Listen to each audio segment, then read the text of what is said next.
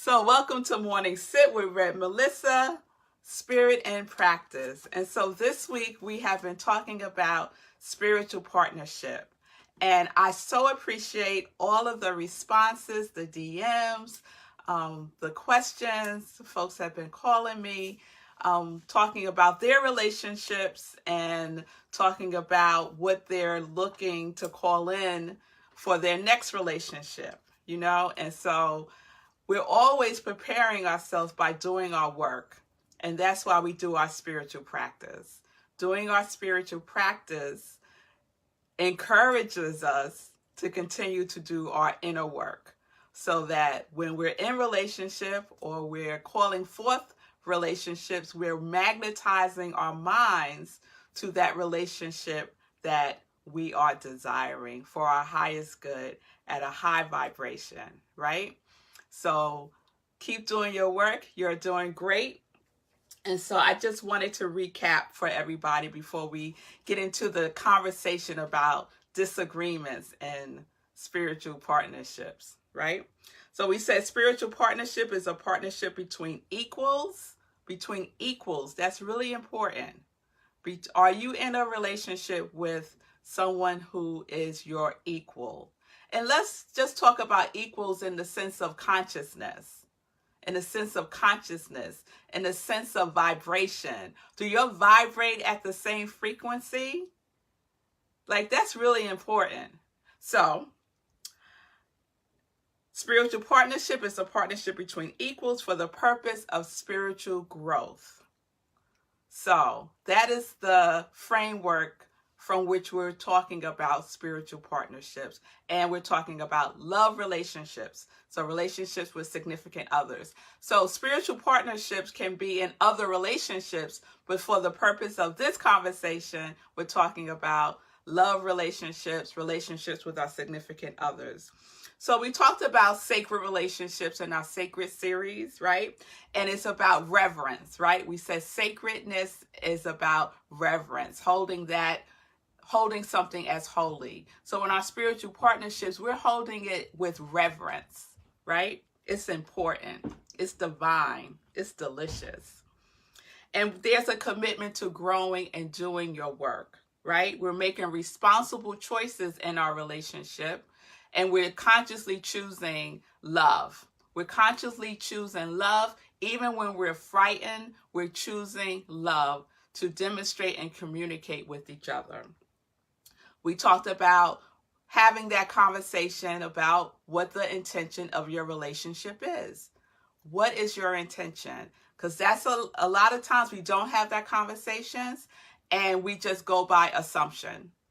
So I assume this and you assume that, and we are not on the same page. So have the conversation. What is your intention for the relationship? Because from that you create a dynamic connection with each other because you're headed in the same direction. You're on the same path together. And yesterday we talked about the feeling tone. What is the feeling tone of the relationship? Have that conversation. The feeling tone that I want to co-create with you in relationship is enthusiasm, is joy, is fun, is adventure, is peace, right? Have that conversation. What is the feeling tone? Because that feeling tone is the feeling tone that you are creating within yourself. You can't have the feeling tone in a relationship if you don't have it within yourself, right? So you're cultivating that within yourself, cultivating that in your relationship. Okay, so today we're talking about disagreements, right? And I'm talking about disagreements in the context of unity. So you can have disagreements and still be unified, right? We're not separate in our spiritual relationships. We recognize that we are living from the place of oneness, right? So there can be disagreement and still be oneness, right? So disagreements don't have to divide. You're not divided against each other. Okay, so there is unity and disagreements. So how do you resolve disagreements, right? Have that conversation before you're in a disagreement, right? You're talking about your feeling tone. You're talking about the intention of your relationship. Have a conversation about disagreements. Have a conversation about how you show up when you're in upset. When you're not upset. When you're not upset. So have that conversation. What works for you, what doesn't work for you when you're in disagreement with your spiritual partner. So I want to read 1 Corinthians chapter 1, verse 10. It says, to agree with one another, so there may be no divisions among you, and that you may be perfectly united in mind and thought. So, perfectly united in mind and thought. So you could have disagreement and still be perfectly aligned, perfectly united in mind and thought, because you're leaning on the commitment to each other's spiritual growth. You're leaning on the commitment of the intention of your relationship. You're leaning in the commitment to co-create in your relationship. That does not go out the window just because you're in disagreement with one another, right? So in disagreement, there's an approach to learning and growing about yourself, about the other person, and about each other as spiritual partners. So the orientation in disagreement is not to defending my position, making the other person wrong, exerting inauthentic power. It's not about defending my perception or my perspective about something. It's not about proving a point. It's not about that, right?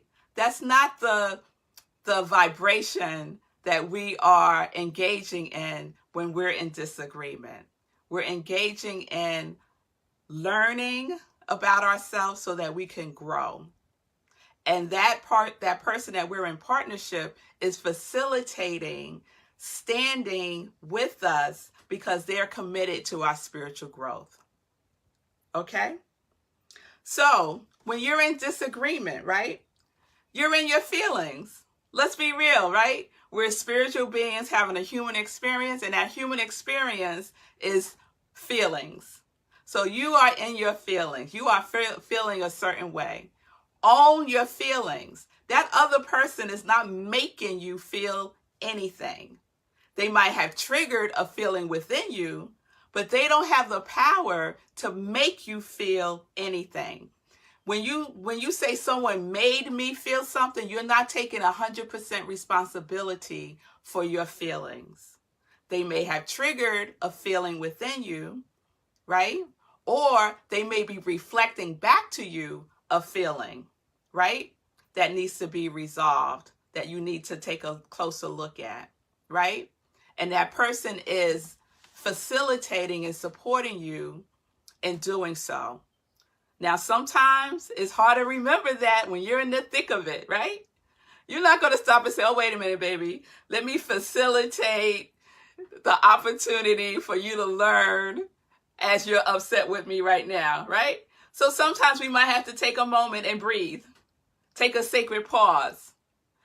Use some of our other tools, right? When we talk about communication, right? Because we had that conversation about how we communicate. What are our communication styles, right? Before we're in the thick of it, right? So we're feeling our feelings, we're owning our feelings 100%, and we're owning our perceptions about whatever it is that's going on. This is my reality about what's going on. That other person could have a totally different reality. And we're not making assumptions about it, right? And we're not taking anything personally.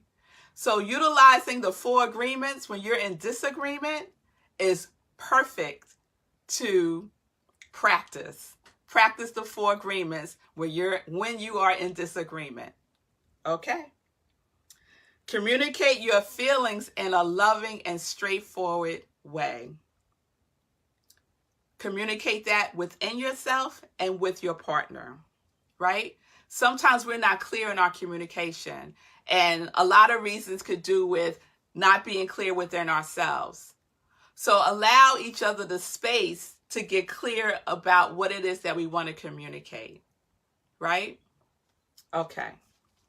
And I would say, debrief the disagreement. It's very powerful to debrief disagreements. You know, when you're at work and you're in a project, you've done a project, or you put on some event and you have that debriefing meeting to see and assess what worked, what didn't work, what we could do better. You could do that in spiritual partnership when you have a disagreement. After the disagreement and things have settled, right? And you're clear and you're in a space where you can assess and take a look back together, have a debrief. Debrief the disagreement, right? You check in and say, how are we doing? How are you doing, my beloved? How are you doing, my beloved? And share with each other. Assess if what you're doing worked. If it worked, wonderful. If it didn't work, what can we agree on to do differently the next time? Right? What would we do that might be more effective the next time? Debrief that with each other. And remember, it is not necessary to agree, right? It's not necessary to agree. The point of a disagreement, I call it a carefrontation, is not to come into agreement about whatever it is. It's to allow for that person to grow, to learn about themselves, to learn about each other in relationship. That is the intention. Because getting caught up in the, I want you to agree with me, is really about wanting that person to see from your perspective, right? And sometimes we get stuck there and we can't move things along. So get clear within yourself. Have the discussion before you're in a disagreement about how you're going to disagree. The method that you're going to use to resolve disagreements. How will you be with each other? And then debrief. Debrief the disagreement. Assess what worked, what didn't work. What did you learn about yourself? What is going to grow through this exchange of love? Because there's a commitment to the spiritual growth and spiritual partnership. So, I hope that's helpful. Please send me comments, DM me. I love the dialogue. I really do appreciate all the input. And I'm so happy to see so many of you today live. So, today's t-shirt is Trust God, Do Good. Trust God, do good. And we could all incorporate that in our relationship, right? We're trusting God in our relationship and we're doing good with each other. So with that, peace and blessings. Have a wonderful day and enjoy.